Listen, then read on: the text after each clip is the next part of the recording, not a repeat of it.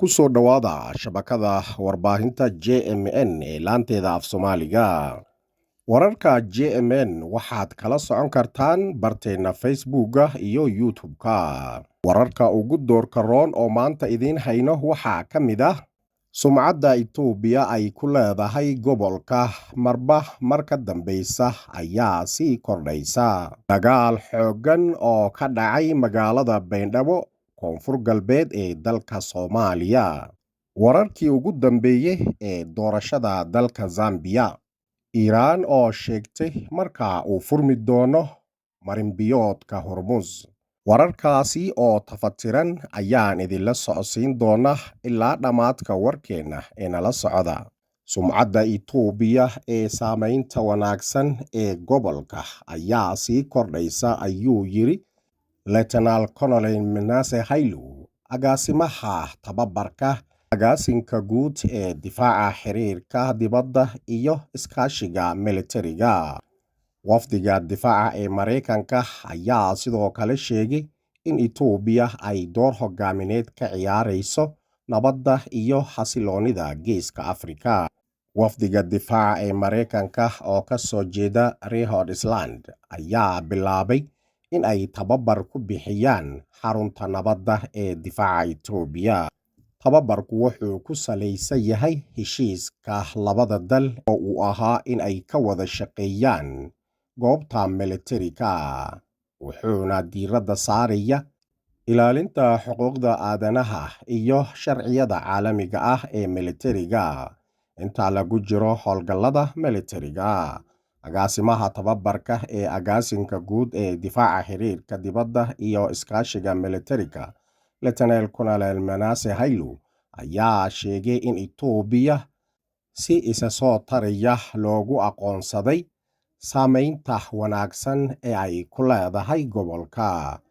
Wuxuu sheegay in dalalku ay la shaqeynayaan Itoobiya si ay u helaan faa'iido wada jir ah, maadaama ay fahamsan yihiin in xallinta xasilooni darrada Geeska Afrika aan la gaari karin iyadoo aan la helin Itoobiya amaba iyadoo aan jirin Itoobiya. Wuxuuna sheegay in tababarku uu abuuri doono aqoon cusub oo ku saabsan dhinacyada xuquuqda aadanaha iyo sharciga caalamiga ah ee howlgallada nabad ilaalinta Itoobiya, gaar ahaan howlaha miinooyinka iyo militariga. Wuxuu sheegay in aysan bixin doonin oo kaliya ah tababar, laakiin sidoo kale ay nala wadaagi doonaan khibradaha ay leeyihiin.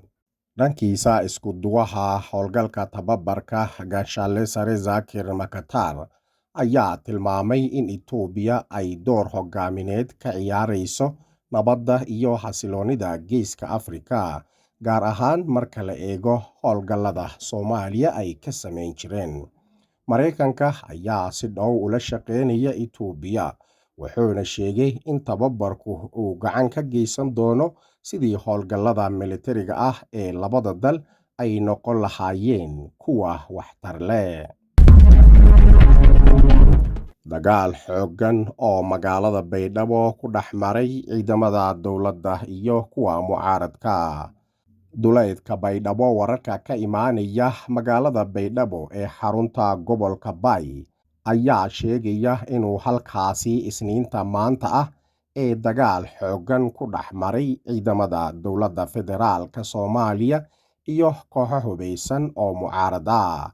Sarkaal ka tirsan ciidamada dowladda ayaa xog u siiyay wakaaladda wararka ee Reuters ku xaqiijiyay wararkan. Waxaa sidoo kale isla warbaahintaasi la hadlay qof ka soo jeeda deegaanka maleeshiya daacad u ahaa madaxweynihii hore ee Baydhabo ee Laftagareen ayaa magaalada Baydhabo ka soo galay laba jiho, iyagoo wajahaya labada guuto oo ka tirsan ciidamada federaalka. Dagaalkuna wuu sii xoogaysanaya ayuu Reuters u sheegay qofka ganacsi ee dukaan ku leh oo ku nool magaalada Baydhabo.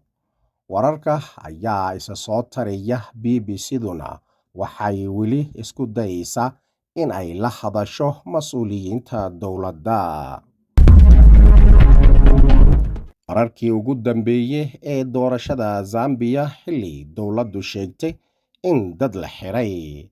Doorashada dalka Zambia, ciidamada ammaanka ee Zambia ayaa qabtay xub waxayna xireen 11 qof oo ay ku jiraan xubno sare oo ka tirsan mucaaradka, kuwaasi oo sida ay dowladdu sheegtay lagu eedeeyey in ay ku lug leeyihiin qorshe kacdoon oo musharaxa mucaaradka ee doorashadii madaxtinimo ee Khamiistii la soo dhaafay. Biraan Mundubile ayaa sidoo kale lagu helay goobta weerarka ciidamada ay ka fuliyeen caasimadda Luuska, sida uu sheegay sarkaal ugu sarreeya dowladda Patrick Kangawa.